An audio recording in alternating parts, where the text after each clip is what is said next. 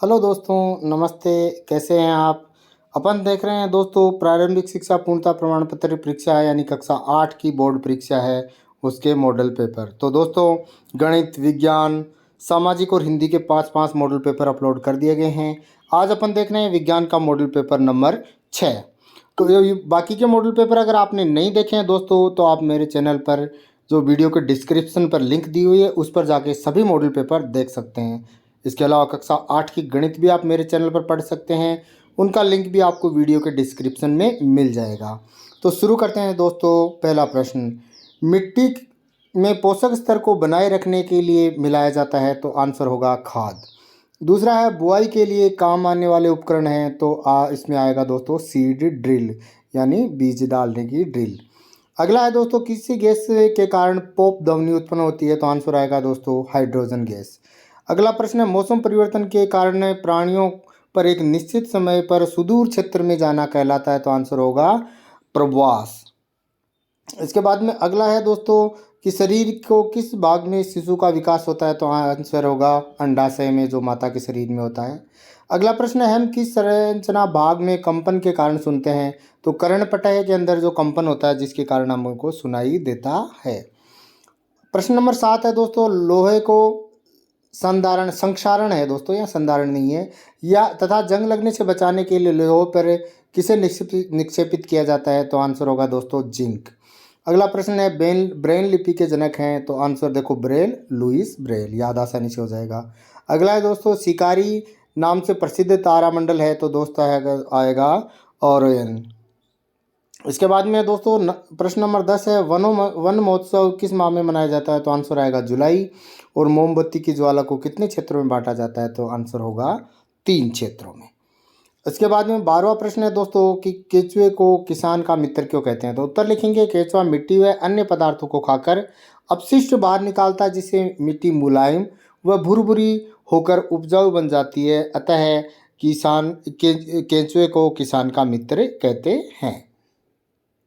अगला है दोस्तों प्रश्न नंबर 13, प्लास्टिक के 2 गुण या विशेषता लिखे, तो अपन उत्तर लिखेंगे, प्लास्टिक के 2 गुण या विशेषता निम्नलिखित हैं। पहला, प्लास्टिक मजबूत एवं हल्के होते हैं। दूसरा लिखेंगे, ये भोजन, पानी, वायु से क्रिया नहीं करते, अतः ये चिर स्थायी होते हैं, यानी लंबे समय तक स्थायी रहते हैं, इन पर जंग वंग नहीं लगता है।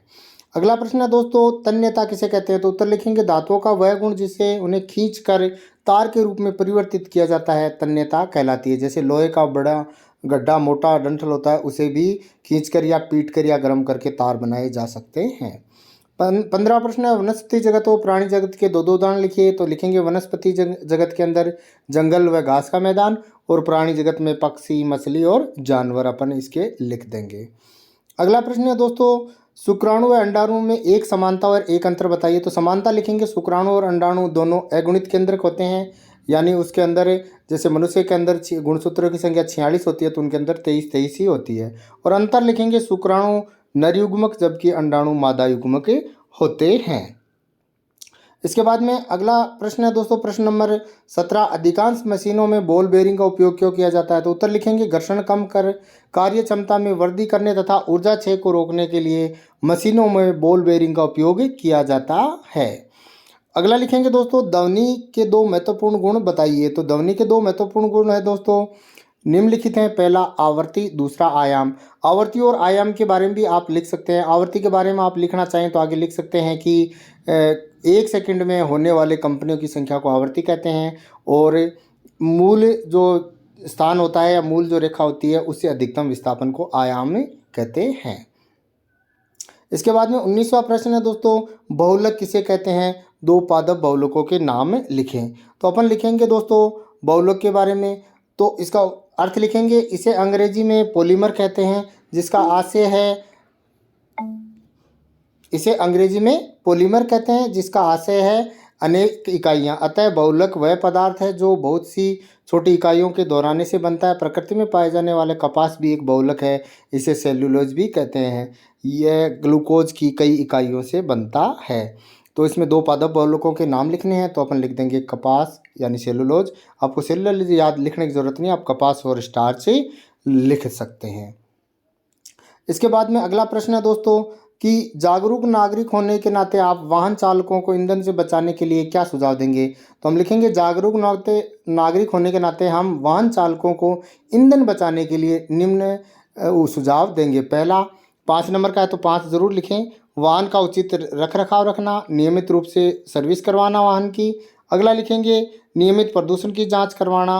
फिर लिखेंगे लाल बत्ती पर वाहन को बंद कर लेना और वाहन को आदर्श स्पीड में चलाना, यानी न तो ज़्यादा धीरे चलाना और न ही ज़्यादा तेज़ चलाना। तो दोस्तों अपन ने इसके अंदर 20 प्रश्न कर लिए हैं। वीडियो काफ़ी लंबा हो रहा है तो बाकी के अपन जो प्रश्न है वो पार्ट 2 के अंदर देखेंगे। अगर चैनल को सब्सक्राइब नहीं किया तो सब्सक्राइब कर लीजिए और आगे वाले बेल आइकन को ऑन कर ऑल सेलेक्ट कर लीजिए ताकि आने वाले वीडियो का नोटिफिकेशन आपको मिल जाएगा। वीडियो सर्च नहीं करना पड़ेगा और वीडियो को ज़्यादा से ज़्यादा दोस्तों के साथ शेयर करें। धन्यवाद।